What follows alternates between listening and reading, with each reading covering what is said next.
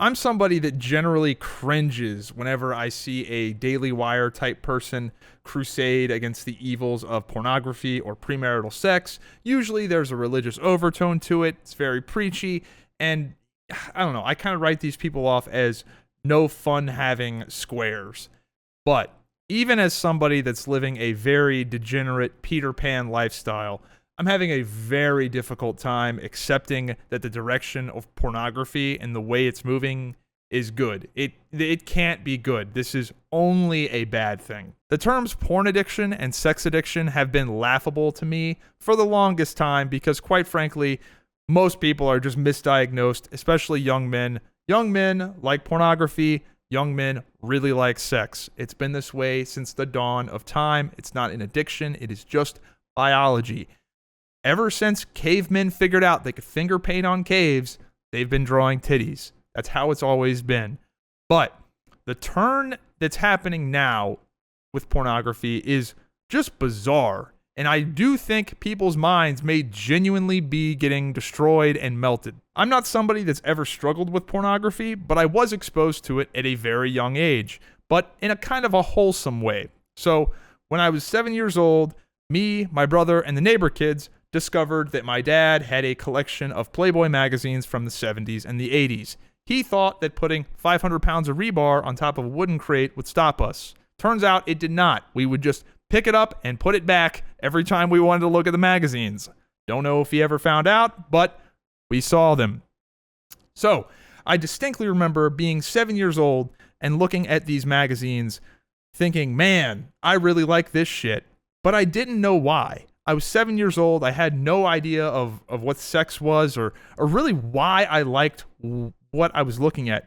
But I knew that I liked it. Now, compare that to how children are exposed to pornography nowadays. That's a positively wholesome Christian experience. That's almost like a coming-of-age Hallmark pornography moment.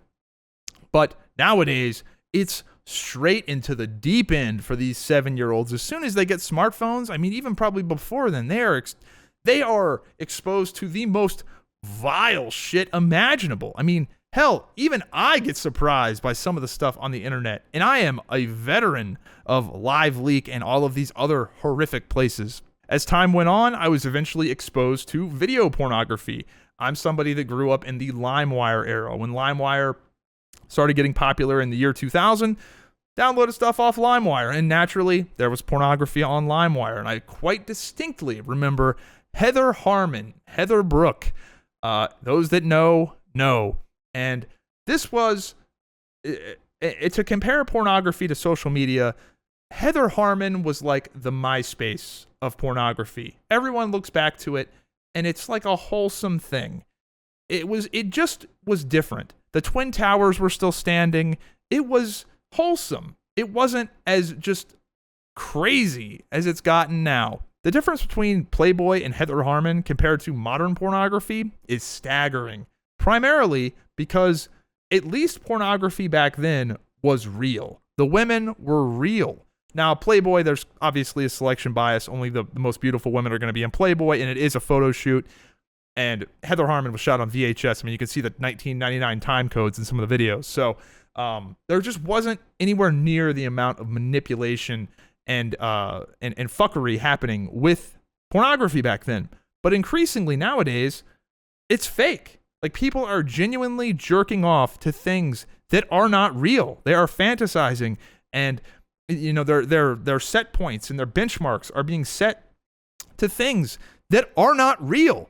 I am sure many of you guys watching right now, if you've done any degree of online dating, you almost need to be a detective to sniff out what is real and what is not. If you go on Instagram, you almost, most of it's fucking fake. Like, there is so much photo manipulation happening right now that it's happened to me where you get bamboozled by some charlatan on Bumble or Tinder, and when you meet them in real life, the advertised product is not what you are seeing in person. There is a lot of fuckery happening, and honestly, one of the reasons I picked the girl I'm dating now is because I could visibly tell that there were imperfections in her pictures. You know, some of them were a little off center, and that one's a little blurry. Like, it wasn't all perfect pictures. So you almost have to be a detective now to assess somebody in a picture. It is wild what is happening. With how social media is, there's now a large incentive for people to live their life in a constant state of photo shoot. So people take thousands and thousands of pictures and naturally pick the best ones, and then a lot of the times manipulate those pictures. So you're looking at the best of the best pictures that are likely fake. And I'm somebody that literally has like 3 good pictures of myself. That's why you see me use this image on a ton of thumbnails and a ton of live stream whatevers. Because quite frankly, I just don't have that many like really good pictures of myself because I'm just not taking pictures of myself all the time. Good pictures are supposed to be rare, but so many of these, influencer, Instagram types just have like a fucking bunch of just like perfect, amazing pictures because it's just not real. So now social media is full of these unrealistic at best and entirely fake pictures.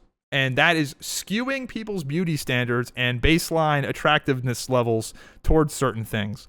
So that is the second worst problem right now. Now let's get into the weirdest thing I've seen, and that is the exploding market of literal fake pornography. I'm talking anime and 3D renders.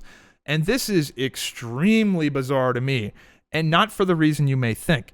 Now, I will defend things like Overwatch porn because I kind of get the novelty of it. It's a popular game. Many people play it. The game has very sexualized characters, whether they're just literally very sexualized or they have sexualized proportions to where, like, come on, Blizzard, we know what you were doing when you designed that character. Let's be real.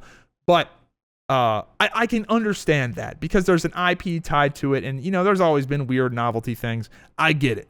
But I have now started seeing just random 3D porn of like things that aren't tied to an IP. It's not like a specific anime. It's not a specific, cartoon. It's just normal animated like source models fucking. It's very fucking weird. And people are watching this shit and engaging with it, and that is bizarre to me. It's just incredibly bizarre to me that there are so many people jerking off to things that they know are not real. There's not even like a novelty to it. It's not even, and it's right next to the most idealized, admittedly fake women, but at least those women, that are fake, at least there's an element of something that's real to them. It's just weird. What does this mean? Like, who is this for? It's just so bizarre to me. And I'm somebody that is generally pretty accepting of this kind of stuff. I am a Peter Pan degenerate myself, but like, whoa. And then we get to OnlyFans, which is probably the most sad situation because you have guys simping for women that post manipulated images. Then some of these guys will pay even more money to simp for the manipulated images of a girl to pretend to talk to her when they're not actually talking to her. They're talking to some dude that is pretending to be her. So they're pretending to talk to a woman that is fucking pretend. It's just crazy. I am wondering how long it's going to be before we have the first 100% fake AI generated OnlyFans star that makes like $1 million a year and the entire thing is fake. It can't be that far off. And I'm not somebody that's anti-porn or no-fap or any of that stuff, but increasingly when I visit these websites, I am wondering, who is this for? Like, this is just fucking weird. Now, some of you may be asking, Zyback, why do you care what people jerk off to? Well, normally I wouldn't if they were jerking off to reasonably normal things and reasonably normal concepts. But you have to understand that nearly all of human progress has been driven by reproduction and chasing women / providing for families. Almost all of the things that got built or the things that got invented, if you boil it down to its base ingredients, that happened because of men wanting to fuck or men providing for families. If you just look around, that's pretty much what it boils down to. So men, for the most part, try to be successful in order to get the girl. And what does success mean? Success usually entails solving a problem. And when problems get solved, society moves forward. And outside of solving problems, look at like the most iconic musicians of all time, the most iconic bands of all time. Usually it's just a bunch of fucking dorks. They're just a bunch of dorks that their, caveman brain is wired to be like, well, I can't compete, with my, stature, so I will just become AC/DC or Lynyrd Skynyrd or whatever band that is full of fucking dorks that made extremely iconic music. That's just how our caveman brains are wired. Maybe if I start Microsoft, I'll get some pussy. Like this is really how it is. So there is an ever increasing group of men that are checking out from the entire reward structure and what is going to get these men in action. Like when the reward is gone, what's going to get them in gear? For the longest time, it was sex and having, starting families. That's what kept the men hammering on the bridge for 60 hours a week.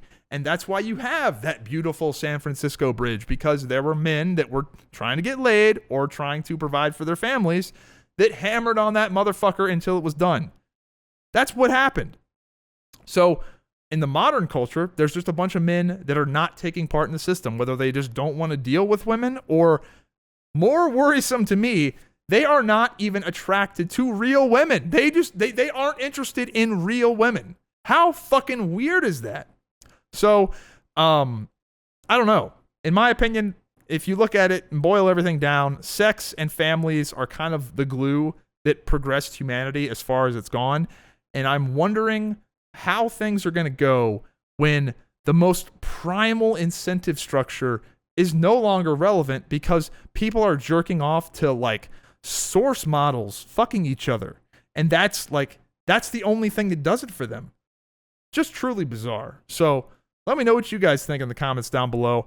But ever increasingly, I am seeing things that just make me scratch my head and go like, is this where we're going? This is the thing that's doing it for people? Ugh. Hope you enjoyed the video. If you did, be sure to subscribe with notifications on. Follow me on Instagram and Twitter, and join the Discord. It's free.